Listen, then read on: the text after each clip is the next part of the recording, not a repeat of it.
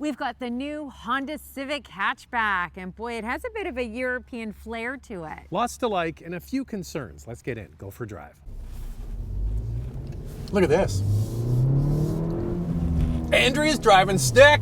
Here we go, and I'm loving it. Just over a year ago, Andrea learned it. Now, boom, you're driving this Civic Hatchback. What's under the hood of this thing? A 1.5 liter turbocharged 4-cylinder engine with a 6-speed manual, or a CVT, 180 horsepower and 177 pound-feet of torque, only front-wheel drive, and this 1.5T, you can put regular fuel in it. The base engine is a 2-liter 4-cylinder, also matched with a CVT or 6-speed manual transmission, 158 horsepower and 138 pound-feet of torque. But right now we're going to get into what do you get with this? What are the key standard features of the base model Civic?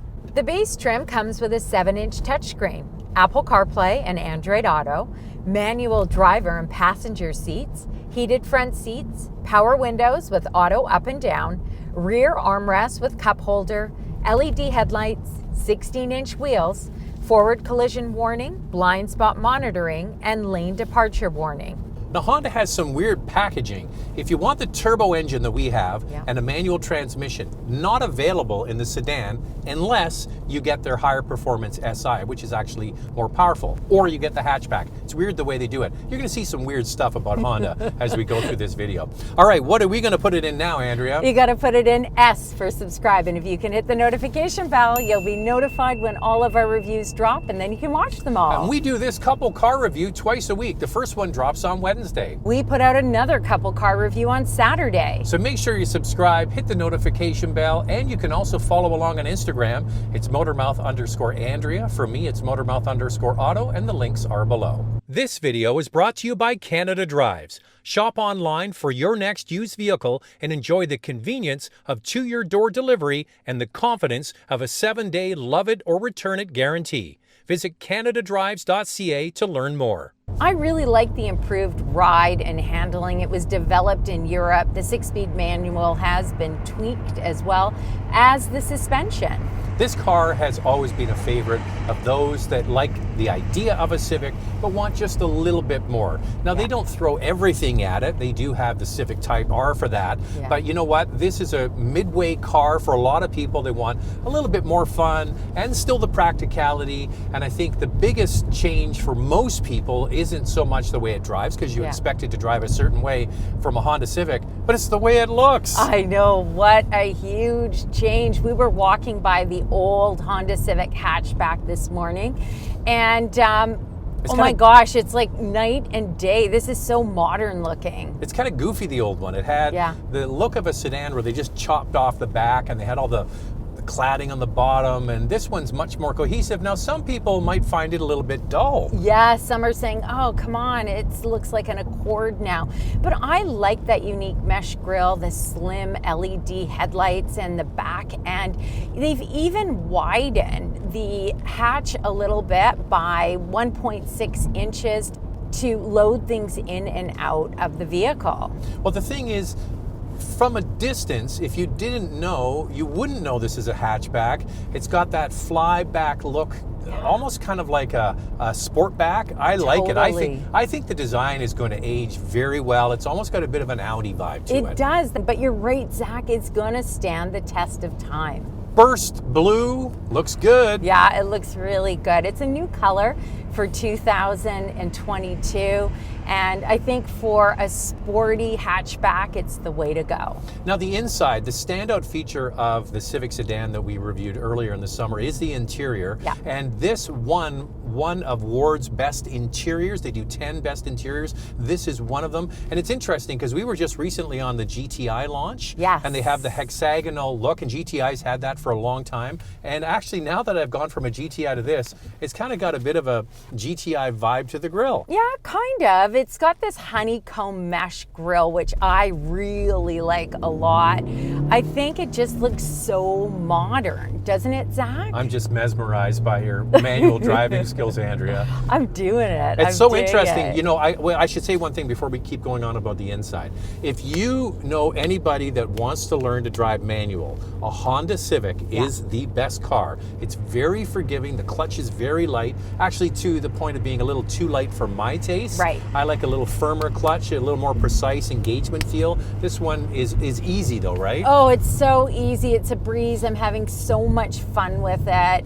I really love it, whether you're learning or anytime. I think that Honda nailed it with this Civic. So although this hatchback comes with plenty of standard features, if you want the moonroof and you want cloth upholstery with some leather trim, then you've got to go up to that next trim along with the heated steering wheel.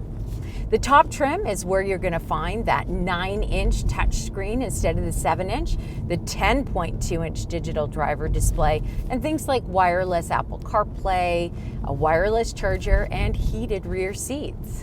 Now, I just want to touch on the GTI again. I know because I love that car so much. But you know what? They've gone with all digital instrument cluster and the touch-sensitive screen. There are no buttons or switches. Nope. This one still has a nice combination of button switches, a real volume knob, which the GTI doesn't have anymore, and a digital cockpit. I would like to take this interior out and put it in the GTI. I know, that's a really hard one, and there's going to be some people who are going to want the older GTI model because they do not want a digital cockpit at all. Now, Andrew touched on the back seat. It's a big selling feature of this car is that it is in the compact class, but it's big. It's really big. Yes, I think that's where it shines is in the second row. It offers 1.4 inches more space than the outgoing model, and it has more than the competition like the Toyota Corolla, the Mazda 3, and the GTI. And the cargo area is a different shape now. The rake, we talked about the sportback look they've done with the rear hatch, but it does, I think, steal a little bit of space for height, but it's huge on the inside because the floor is very deep. Yeah, our carry-on and a cooler did really well in there. You just push it back. I mean, I don't know how many I could fit in there, but probably 4 or 5 carry-ons. I think it's quite impressive how much space there is. Once again, it offers 24.5 cubic feet of space, which is more than the GTI, which has under 20 cubic feet, and the Mazda 3 just slightly over 20 cubic feet. So there's quite a difference in space there. Now you have some detailed questions. Yeah. Time now for questions, coffee, and cars. Your questions from Instagram. We've got a detailed question good. here. Lots of coffee. Go ahead. Do you think it's fair Honda charges the same for the Civic Hatchback, whether you get the 6-speed manual or the CVT transmission? In theory, and every precedent that has been set by every other affordable vehicle I can think of, but please correct me if I'm wrong, the manual transmission option usually drops $1,500 to $2,200 off the price. Is Honda showing predatory behavior because they know manual drivers will pay for it, or is there a solid reason behind the cost? Well, you're going to see a theme with this video that we think there doesn't seem to be any sort of logic with their pricing. No. And that's one of the issues we have with this car is pricing. So I think it's just a simplified approach. That's really all they're doing is just that's the price, manual or automatic, pick your poison. You know, if you don't like it, then you can buy a manual from someone else. Well, I haven't seen this before, and I was a little bit surprised. And at first I thought, oh, wow, the CVT and the 6-speed are the exact same price. But then I thought about it, and you don't get a break on the price with the 6-speed manual. But obviously, Honda thinks that they can charge this, and we'll see what happens in the marketplace. One thing is that the Toyota Corolla has now surpassed the Honda Civic in this category. And I'm wondering again if it's about that base price point. Hi, Andrea and Zach from Bolton, Ontario. I've always been a big fan of Honda and its reliability and prefer the new look of the Civic in hatchback form. Is there a noticeable improvement with the 6-speed manual and its rev hang? Love your show. Well, thank you so much. This 6-speed has been refreshed, and I do notice a difference between this and the outgoing model. It's still there. It's better, but it is still there. It does show its face at certain times when you're trying to do certain quick maneuvers. The revs don't drop quick enough down to the next gear. But yeah, it's better than it was. My big issue with this is it's kind of a little bit lackluster at low off and on speeds in the city. When you get it into the mid rev range, boy, this thing's fantastic, but that's the shortcoming in my opinion. And we also noticed that the clutch is making a little bit of a noise. It's driving Zach crazy. At first I thought it was the pedal, the actual pedal bolted to the rest of the arm is loose, but it's not. It's actually inside the dash where it mounts to some other linkage. Every single time you put your foot on the clutch. He's doing it all the time. Well, you use the clutch all the time. So every single time you touch it, it's clicking.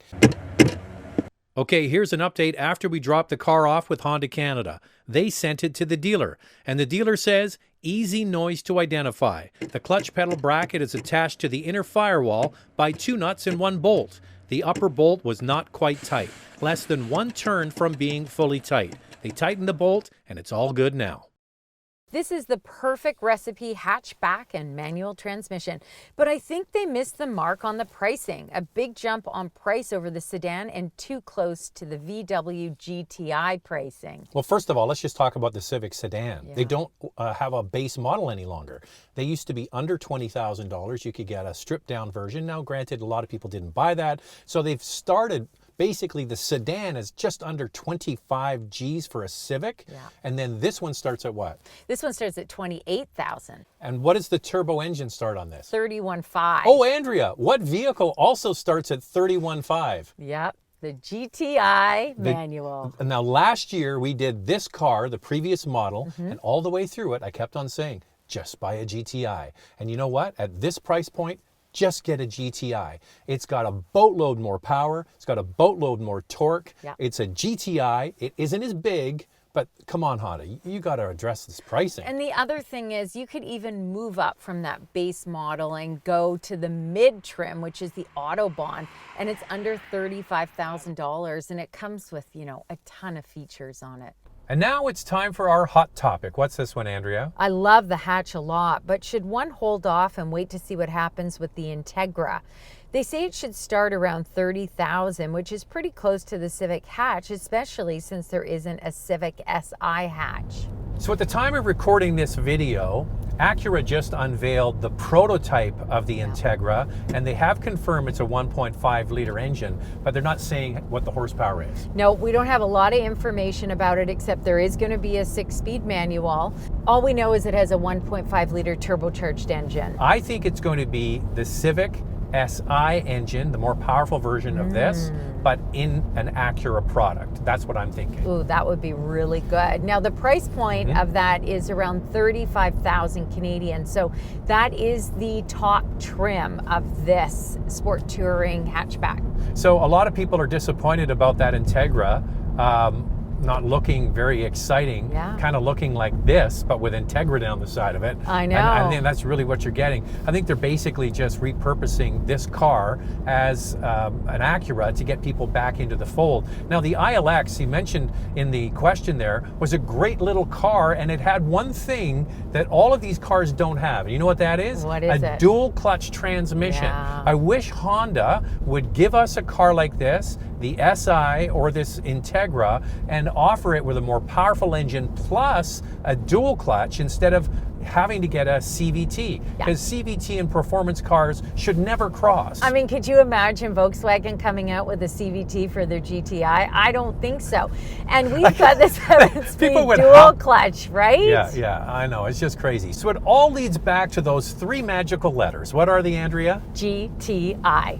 So think about it. If you want a hot hatch, that's got more power. If you want an automatic, that's got a dual clutch. And it's the same freaking price as this. What are they thinking over at Honda? I know, it is kind of shocking about the price point. All right, we're talking a lot about the price, so let's get into the vital statistics. Let's start with pricing. The 2-liter 4-cylinder starts at $28,000. The 1.5 liter turbo starts at $31,500, and the top sport touring trim is $35,000. JD Power gives the 2021 Civic a quality and reliability score of 82 out of 100 and an overall score of 84 out of 100. CarEdge states the Civic will retain 61% of its value after 5 years. Here's the fuel economy for the base 2-liter. 8 liters per 100 kilometers in the city, 6.2 on the highway. That's 30 miles per gallon city, 38 miles per gallon highway. For the 1.5 turbo, it's 7.7 liters per 100 kilometers in the city, 6.3 on the highway. That's 29 miles per gallon city, 37 miles per gallon highway. The warranty is 3 years, 60,000 kilometers, or 36,000 miles. Well, there aren't very many hot hatches around with manual transmissions, so let's get into the competition. For your consideration, 4 vehicles for you to consider. Up first is the Toyota Corolla hatchback with a 2-liter 4-cylinder engine, 168 horsepower, and a starting price of just over $21,000. Next, the Mazda 3 Sport. It has a 2.5-liter 4-cylinder engine with 186 horsepower and a starting price of just $24,500. The Volkswagen GTI has a 2-liter turbocharged 4-cylinder engine, 241 horsepower, and a starting price of $31,500. Here's our used car alternative from CanadaDrives.ca. We chose a 2019 Honda Civic Sport Touring, the top model, with 99,000 kilometers on it for $26,990. Click on the tab or the link in the description below to find more vehicles in this category from CanadaDrives.ca. So there are 4 fun hatches for you to consider. All right, lightning round. 2 things we like, 2 things we like to see improved. Well, I love the exterior styling of this. And I love the fact this still exists. A hatchback, manual transmission, fun car, love it. What I am disappointed in is that rear cross traffic alert is only available on the top trim. And I don't like this. Yeah. The noisy clutch pedal. What am I, a Flintstone? Entertaining, fun, and super stylish. All of that's true, Andrea, but what about the price? This video is brought to you by Canada Drives. Shop online for your next used vehicle and enjoy the convenience of to-your-door delivery and the confidence of a 7-day love it or return it guarantee. Visit CanadaDrives.ca to learn more.